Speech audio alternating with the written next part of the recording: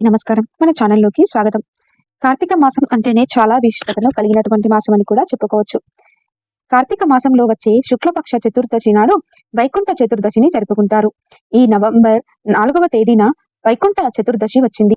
ఈ పవిత్రమైన చతుర్దశి రోజున శివకేశవులను ఆరాధించడం వలన ఆ వైకుంఠ చతుర్దశి నాడు ముక్కోటి దేవతలు అందరూ శివకేశవులను పూజిస్తారు.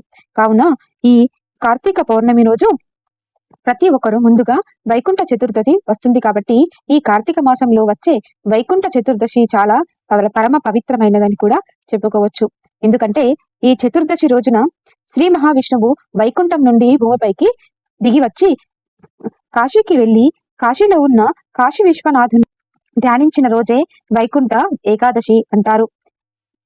ఈ వైకుంఠ ఏకాదశి ఉంటుంది కాబట్టి ఈ వైకుంఠ చతుర్దశి నాడు శివకేశవుల అనుగ్రహాన్ని సులభంగా పొందాలంటే ఇంట్లో తప్పకుండా పూజ చేసుకోండి. కార్తీక మాసంలో చేసే పూజకు రెట్టింపు పుణ్యఫలం అనేది లభిస్తుంది.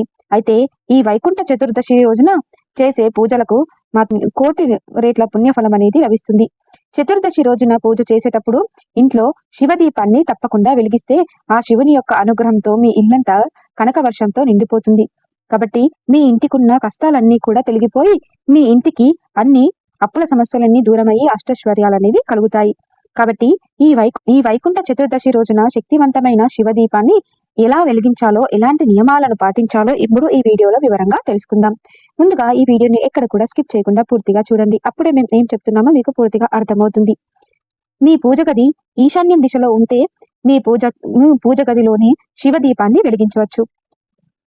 పూజ గది ఈశాన్యం దిక్కులో లేని వారు మాత్రం మీ ఇంటి ఈశాన్య దిశలో ఈ శివదీపాన్ని వెలిగించండి. స్త్రీలు ఉదయాన్నే తలంటు స్నానం చేసి చక్కగా ఇల్లంతా శుభ్రం చేసుకొని గడపకు పసుపు రాసి కుంకుమ బొట్లను పెట్టుకొని గడపను చక్కగా అలంకరించుకోవాలి. శివదీపం వెలిగించాలంటే ఈ ఇంటి ఈశాన్యం దిశలో వెలిగించాలి. అంతే తప్ప ఏ దిశలో కూడా మనం ఈ శివదీపాన్ని వెలిగించకూడదు. ఎందుకంటే ఈశాన్య దిశలో వెలిగించిన దీపానికి అత్యంత శక్తి అనేది కూడుకొని ఉంటుంది. కాబట్టి ఈశాన్య దిశలో మాత్రమే మనం ఈ దీపాన్ని వెలిగించాలి. మీ ఇంటి ఈశాన్య దిశలో అష్టదళ ముగ్గును వేసి ఆ ముగ్గు పైన పసుపు కుంకుమ వేసి కొన్ని పూలతో చక్కగా అలంకరించి ఆ ముగ్గు పైన ఒక ఇత్తడి పల్లెంని పెట్టండి. ఇత్తడి పల్లెం పైన 2 మట్టి ప్రమిదలను తీసుకొని ఆ మట్టి ప్రమిదలను ఒకదాని పైన ఒకటి పెట్టండి. 3 వత్తులను ఒకటిగా చేసి నువ్వుల నూనెలో కానీ ఆవు నెయ్యితో కానీ ఆ దీపాలను వెలిగించాలి. అలా చేయటం వలన దీపాలను వెలిగించి అరటి పండ్లను నైవేద్యంగా సమర్పించాలి. ఈ ఈశాన్య దిశలో వెలిగించే ఈ శక్తివంతమైన దీపాన్ని శివదీపం అని అంటారు. కాబట్టి ఈ శివదీపం వెలిగించగానే దీపాలకి నమస్కారం చేసుకొని ఓం హర హర మహాదేవ శంభో శంకర లేదా ఓం ఓం హం ఈశాన్యాయ నమః అనే మంత్రాన్ని 3 సార్లు జపించండి. ఈ వైకుంఠ చతుర్దశి నాడు శివుణ్ణి మారేడు దళాలతో పూజిస్తే సర్వ పాపాలన్నీ కూడా తొలగిపోయి సకల సౌభాగ్యాలనేవి లభిస్తాయి. అలాగే గన్నేరు పూలతో కానీ నందివర్ణం పూలతో కానీ విష్ణుమూర్తిని పూజిస్తే విష్ణువు సంపూర్ణ అనుగ్రహం అనేది కలుగుతుంది. వైకుంఠ చతుర్దశి రోజున విష్ణు దేవుడితో పాటు లక్ష్మీదేవిని కూడా భూమిపైకి వస్తుంది. కాబట్టి వైకుంఠ చతుర్దశి నాడు సాయంత్రం సమయంలో ఇంటి ముందు చక్కగా 2 దీపాలను వెలిగించి మీ ప్రధాన గుమ్మానికి దగ్గర తలుపులకు స్వస్తిక్ గుర్తును చక్కగా వేసుకొని ప్రారంభించండి. ఆ రోజు మీరు మీ తలుపులను మూసివేయకుండా మీ సింహద్వారాన్ని ఓపెన్ గా ఉంచుకోండి. ఈ విధంగా దీపాలను వెలిగించి లక్ష్మీదేవిని ఆకర్షిస్తుంది. కాబట్టి లక్ష్మీదేవి మీ ఇంట్లో వెంటనే అడుగు పెడుతుంది. లక్ష్మీదేవి ఉన్న ఇల్లు కనక వర్షంతో నిండిపోతుంది. ఆ విష్ణువు ప్రీతికరమైనటువంటి తులసిని పూజిస్తే మీ ఇంటికి రాకండ రాజయోగం అనేది లభిస్తుంది. కాబట్టి ఈ వైకుంఠ చతుర్దశి నాడు తులసి కోట ముందు దీపాన్ని వెలిగించండి. తులసి చెట్టుకు దీపాలను వెలిగించి ప్రదక్షిణలు చేస్తే మీరు కోరుకున్న కోరికలు వెంటనే నెరవేరుతాయని, మీకు సిరి సంపదలు ప్రాప్తిస్తాయని మన పండితులు చెబుతున్నారు. మీ ఇంటి ఆదాయం అనేది రెట్టింపుగా పెరుగుతుంది. అదేవిధంగా ఈ వైకుంఠ చతుర్దశి నాడు మీ ఇంట్లో ఉన్న ప్రతి మూలలో తులసి యొక్క నీళ్లను మనం ఇంటి మొత్తానికి చక్కగా ప్రోక్షణ అనేది చేసుకోవాలి. ఇలా చేస్తే మీ ఇంటిపై మహాలక్ష్మి అనుగ్రహం అనేది ఉంటుంది. కుంకుమకు దేవతల శక్తి ఉంటుంది. కాబట్టి ఈ చతుర్దశి రోజున ఎవరైతే దేవుని కుంకుమ పెట్టుకుంటారో అలాంటి వారికి ముక్కోటి దేవతల ఆశీర్వాదం అనేది లభిస్తుంది. డబ్బు సమస్యలతో బాధపడేవారు ఈ చతుర్దశి నాడు మీ ఇంటి ప్రధాన ద్వారం పైన కుంకుమతో ఓం గుర్తును కానీ స్వస్తి గుర్తును కానీ వేయడం మర్చిపోకండి. లక్ష్మీదేవి అనుగ్రహంతో డబ్బు సమస్యలన్నీ కూడా తొలగిపోయి అలాగే కుంకుమకు సుమంగళి సుమంగలిగా స్త్రీలకు దానం చేస్తే మీకు ఇంటికున్న వాస్తు దోషాలన్నీ కూడా తొలగిపోతాయి. ఈ వైకుంఠ చతుర్దశి రోజున తామర పువ్వులతో విష్ణువుని పూజించిన కుటుంబానికి స్వర్గప్రాప్తి అనేది కలుగుతుంది. కాబట్టి ఈ సాయంత్రం 6 దాటిన తరువాత మీ ఇంటిని ఊడవకండి. ఇలా చేయటం వల్ల ఐశ్వర్యానికి దేవత అయిన లక్ష్మీదేవి అనుగ్రహానికి గురి అవుతారు. అలాగే కాబట్టి సాయంత్రం సమయంలో చీపురుతో ఇంటిని ఊడిస్తే మీ ఇంట్లో సంపదతో పాటు సంతోషంతో సహా లక్ష్మీదేవి కూడా బయటకు వెళ్ళిపోతుంది. కాబట్టి తెలిసి తెలియక సాయంత్రం సమయంలో ఇంటిని ఊడవకండి.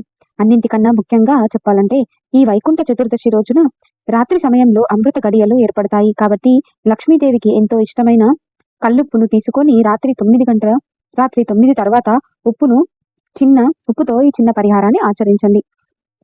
రాత్రి 9 తర్వాత కళ్ళ ఉప్పును తీసుకొని ఒక చిన్న వస్త్రాన్ని తీసుకొని మీ ఇంట్లో ఎన్ని గదులైతే ఉంటాయో అన్ని ఒక ఎరుపు రంగు వస్త్రం కానీ పసుపు రంగు వస్త్రాన్ని కానీ తీసుకొని ఆ వస్త్రంలో కొంచెం కళ్ళు ఉప్పును వేసి అదే విధంగా పచ్చకర్పూరాన్ని కూడా వేసి వాటిని చక్కగా ముడికట్టి మీ ఇంట్లో ఉన్న ఎన్ని గదులైతే ఉన్నాయో అన్ని గదులలో ఉంచాలి. తెల్లవారిన తర్వాత ఎవరితోనూ మాట్లాడకుండా ఆ ఉప్పును తీసి ఎవరు తొక్కని ప్రదేశంలో పారివేయాలి. ఇలా వైకుంఠ చతుర్దశి నాడు ఈ పరిహారం చేస్తే మీ ఇంట్లో లక్ష్మీదేవి స్థిర నివాసం పడుతుంది, ఇష్ట వేసుకొని కూర్చుంటుంది. కాబట్టి ఖచ్చితంగా ఈ చిన్న పరిహారాన్ని ఆచరించండి. అదే విధంగా తమలపాకులు ధనలక్ష్మిని ఆకర్షించజేయబడతాయి. కాబట్టి ఈ వైకుంఠ చతుర్దశి రోజున 10 తమలపాకులను తీసుకొని వాటిపై కుంకుమ బొట్లను పెట్టి ఆ తమలపాకులను మాలగా కట్టి మీ ఇంటి గుమ్మాని ముందు కట్టండి. ఈ చతుర్దశి రోజున ఇలా చేస్తే మీ ఇంట్లోకి లక్ష్మీదేవి అడుగు పెడుతుంది. కాబట్టి డబ్బు సమస్యలన్నీ కూడా తొలగిపోతాయి. జీవితాంతం సుఖ సంతోషాలతో జీవిస్తారు. అలాగే ఎరుపు రంగు వస్త్రం తీసుకొని అందులో 5 తమలపాకులను వేసి మూటగా కట్టి మీ పూజ గదిలో పెట్టి ధూపం వేయండి. ఈ వైకుంఠ చతుర్దశి రోజున ఇలా చేస్తే మీ ఇంటికి ఉన్న డబ్బు సమస్యలన్నీ కూడా తీరిపోయి డబ్బు రావడానికి ఎలాంటి అడ్డంకులు అనేవి కలగకుండా ఉంటుంది. విపరీతమైన అప్పుల సమస్యలతో బాధపడేవారు మీకున్న అప్పుల సమస్యలన్నీ కూడా తొలగిపోతాయి. ఈ వైకుంఠ చతుర్దశి రోజున ఎవరైతే భక్తి శ్రద్ధలతో ఉపవాసం ఉండి శివకేశవులను పూజిస్తారో వారికి మోక్షం అనేది లభిస్తుంది. జీవితంలో ఉన్న కష్టాలన్నీ కూడా తొలగిపోతాయని మన శాస్త్రాలు చెబుతున్నాయి. మనం ఇంటికి దృష్టి తీయగలిగితే ఎన్నో కష్టాలను అనుభవిస్తూ ఉంటాము. కాబట్టి మీ ఇంటిపై నరదృష్టి తొలగిపోవాలంటే ఈ వైకుంఠ చతుర్దశి రోజున మీ ఇంటి గుమ్మానికి ముందు కలబంద మొక్కను వేళ్లతో సహా తీసుకువచ్చి వేలాడదీయాలి. మీ ఇంటి సింహద్వారానికి ఎదురుగా వేలాడదీయాలి. ఇంటికున్న చెడు దృష్టి అనేది కూడా మొత్తం తొలగిపోయి నరదృష్టి కూడా తొలగిపోతుంది. మీ ఇంట్లో సుఖ సంతులు ఏర్పడతాయి. ధనలాభం చోటు చేసుకుంటుంది. ధనాకర్షణ అనేది కలుగుతుంది. డబ్బుకు లోటు అనేది ఉండదు. ఈ వైకుంఠ చతుర్దశి చాలా విశిష్టమైనది, చాలా శక్తివంతమైనది. కాబట్టి ఈ వైకుంఠ చతుర్దశి నాడు అష్టముఖి రుద్రాక్షను ధరిస్తే జాతక దోషాలన్నీ కూడా తొలగిపోతాయి. మీ జాతకంలో ధనయోగం సిద్ధిస్తుంది. తద్వారా డబ్బు సమస్యలన్నీ కూడా తొలగిపోయి విలాసవంతంగా జీవితాన్ని సాగించవచ్చు. ఈ వైకుంఠ చతుర్దశి రోజున చేసే పూజలకి ఆ పరమశివుడు పొంగిపోయి మీకున్న సమస్యలన్నీ కూడా దూరం చేస్తాడు. కాబట్టి ఖచ్చితంగా ఈ పూజను ఆచరించండి, మంచి ఫలితాలను పొందుతారు. భక్తి శ్రద్ధలతో దీపారాధన చేయండి, ఆ స్వామివారిని ప్రార్థించండి.